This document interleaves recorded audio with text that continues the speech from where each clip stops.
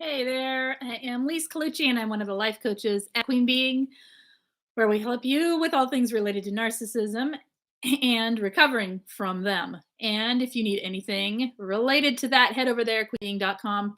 Lots of info over there. If you need any help with coaching or group coaching, you can hit me up. Main comments of every video has info on that. I am just coming on here real quick today. I want to talk a little bit about how narcissistic parents groom children, groom you if you were raised by one, and ways, things that they do so that, well, so you can understand what's happened in your life, or if you see it with your children, if you are parallel parenting with them, at least you have some understanding of what's going on for your kiddos. So, I apologize for no notifications. This was impromptu. So anyway, gonna be quick.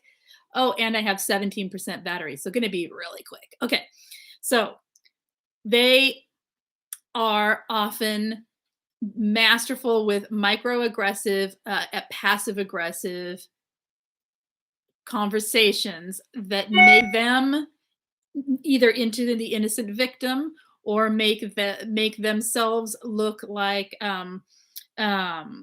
taking responsibility away from them and putting it elsewhere so that they don't have to take responsibility. And what the child sees is mommy or daddy wasn't at fault, right? They don't see the accountability being taken, but that they do see is the accountability being placed elsewhere through this sort of passive aggressive way of speaking. Okay. I'm not going to have a whole lot of examples today because I'm going really fast. So if any of this is interesting or you want me to talk more, hit me up in the main comments, ask, and I will gladly elaborate further for any of this. Okay. One thing a narcissistic parent will do is they will exploit the norms. Okay, they will exploit the assumptions and the cultural norms or the social norms in a way that twists it around and gaslights so that you cannot deny their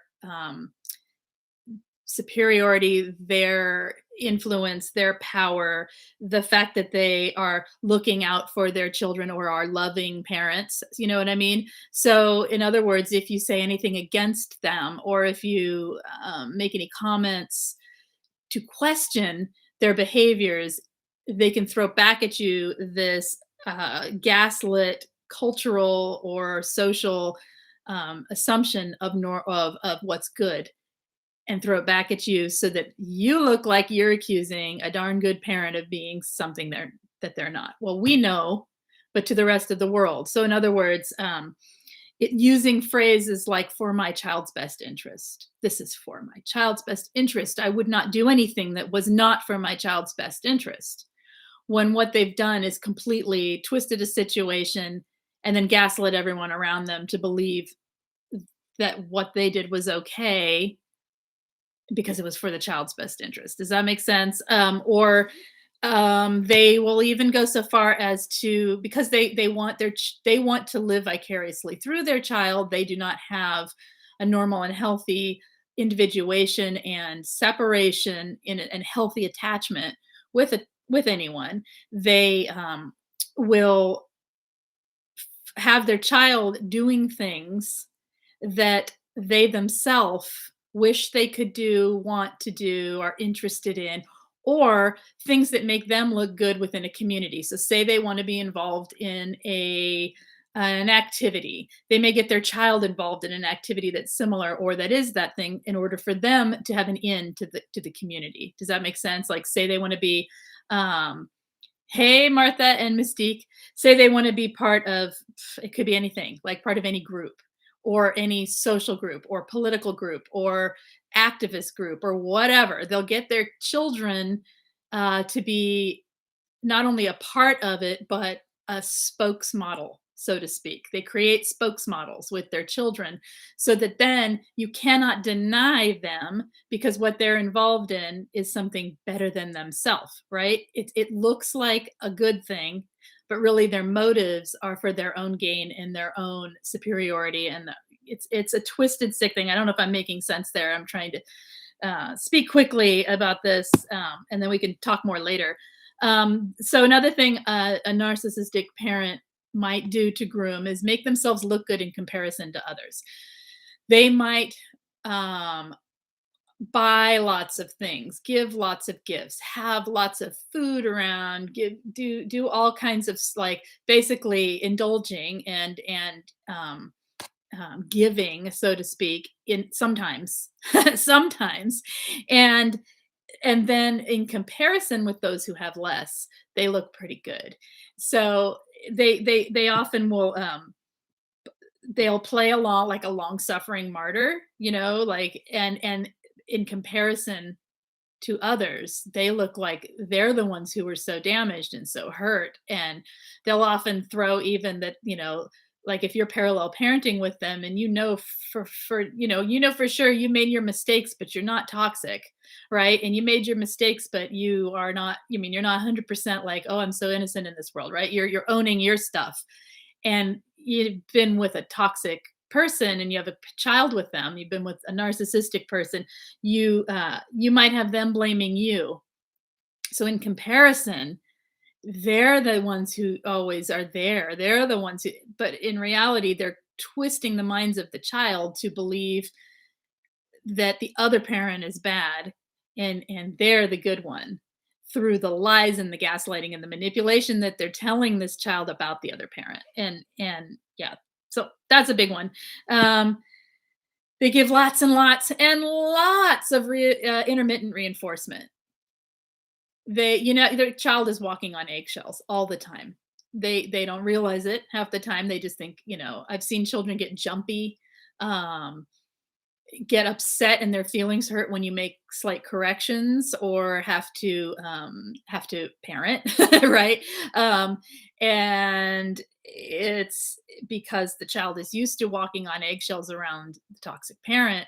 They get scared, right? They don't, and also those eggshells become normal. And so when you don't give the intermittent reinforcement back as the other side of the parallel parenting, the side that is not toxic, and say you have to parent and you have to say something that the child doesn't want to hear, right? And so you say it, and you have a discussion, and the child has a reaction as if they're walking on eggshells. And because we're not going to give the intermittent reinforcement because it's not what we do, they are confused by our lack of now giving them, the love bombing. They're confused by that. And so they're being groomed to believe that the only way to receive affection, love, care, acceptance is through this intermittent reinforcement process, right? And so it's really important when you are parenting on the other side to be steady, be yourself, talk about these things in a way that doesn't blame the other parent, but does show that I parent differently and I try to be steady and here all the time. I'm always here for you, that kind of thing, so that the child can learn that, wait, something's off over there, but without you saying it. Okay. Yeah, okay. So and I'm seriously ridiculous 8% battery. So we're gonna go really fast, do a 10-minute one here. They often play as if they are full of virtue and they are the matriarch or the of the family, or they are the good providing father or whatever. They'll play as if this virtue is who they are. And they may very well be the person that, like, I've heard of a narcissistic mother that does everything for everyone. She organizes everything, every event, basically she's a control freak, right? Where she can't let anyone else do anything. But the way it looks on the outside is she's so self-sacrificing. Well, what happens is then she uses that to say, I did all this for you. Nobody does anything for me. I'm out of here. I'm leaving this family. I can't stand it, and as if everyone is attacking her. So, and then only to get everyone to then again be bowing at her feet, right? So it's this kind of sick cycle. So, yeah, the other thing, let's see. Uh-oh, dogs are gonna bark now too. Sorry. Okay. Hey guys, come here. This is one of those crazy, quick impromptus. But anyway, it's important stuff because if you're parallel parenting with a narcissistic person, or if you were raised by one, this is really, really twists up our kiddos' heads, right? And it really has twisted up our own heads if you've been raised by it. And so if we can understand what's happening and how they're being groomed, it's not so much to counter it and do the opposite, but it's to understand what your child or you lived through or with or are living through or with, so that you can be aware and be aware of what, if they're behaving in a certain way, why that might be, right? Or if you behave in a certain way, why that might be. All right. And then hopefully find ways to maneuver around it so that you're not either reinforcing that behavior accidentally by like trying to counter it too hard, or that you're not just not seeing it. So it looks like something it's not. Okay. What else do they do? What else do they do? They they do all kinds of things. They just the gaslighting, right? Plausible deniability. That's the other one I wanted to talk about. They gaslight in a way so that no one on the periphery can see that they're the problem. They make it so that it is that it's absolutely difficult and almost impossible to see where they're making a mistake, or where they're manipulating. They're not making a mistake. If they made a mistake, I would did that. That's easy. It's the manipulating. Sorry, I'm getting a little lost because I'm watching my battery shrink. Like, okay. Oh, here we go. We're gonna talk about later.